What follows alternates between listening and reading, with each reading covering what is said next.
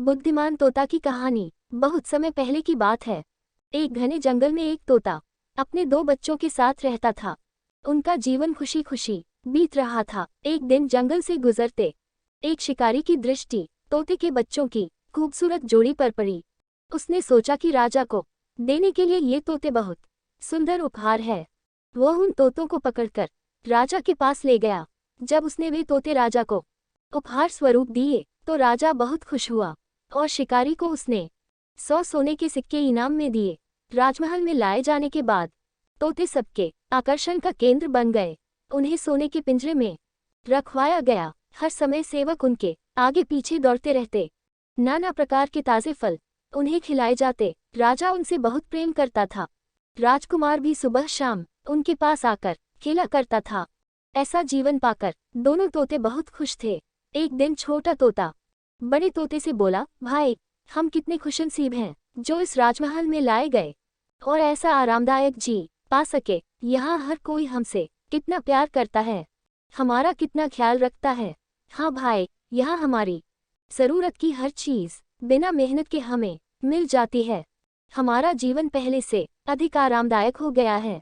सबसे अच्छी बात यह है कि यहाँ हमें हर किसी से प्रेम मिलता है। तोते को राजमहल का आनंदपूर्ण जीवन बहुत रास आ रहा था, लेकिन एक दिन सब बदल गया। वह शिकारी जिसने राजा को उपहार में तोते दिए थे, राजदरबार में फिर से आया।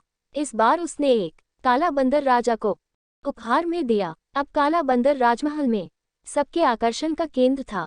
सारे सेवक उसकी देख रेख में लग गए। उसके खाने पीने का विशेष ख्याल रखा जाने लगा। तोतों के प्रति सबने ध्यान देना बंद कर दिया। यहाँ तक कि राजकुमार भी अब तोतों के स्थान पर बंदर के साथ खेलने लगा। यह देखकर छोटा तोता बहुत दुखी था। वह बड़े तोते से बोला, भाई, इस काले बंदर ने हमारी सारी खुशियां छीन ली है। इसके कारण अब हमारी और कोई ध्यान ही नहीं देता। बड़ा तोता बोला, कुछ भी स्थायी नहीं रहता मेरे भाई, वक्त बदलते देर नहीं लगती। कुछ दिन बीते। बंदर था तो शरारती। एक दिन उसने महल में बहुत उत्पात मचाया, सेवकों को बहुत तंग किया। राजकुमार भी उसकी हद से डर गया। राजा को जब बंदर की हकारस्तानी पता चली तो उसने उसे जंगल में छोड़ आने का आदेश दे दिया। आदेश का पालन कर बंदर को जंगल में छोड़ दिया गया। उस दिन के बाद से तोते फिर से महल में सबके आकर्षण का केंद्र बन गए। अब छोटा तोता बहुत खुश था।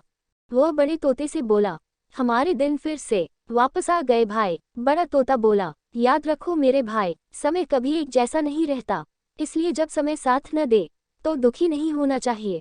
बुरा समय है तो अच्छा समय भी आएगा। छोटे तोते को बड़े तोते की बात समझ में आ गई और उसने तय किया कि बुरे वक्त में वह धैर्य बनाकर रखेगा। कहानी से सीख, कोई भी चीज स्थायी नहीं रहती। समय के साथ हर चीज बदलती है, इसलिए मुश्किल समय में धैर्य बनाकर रखें।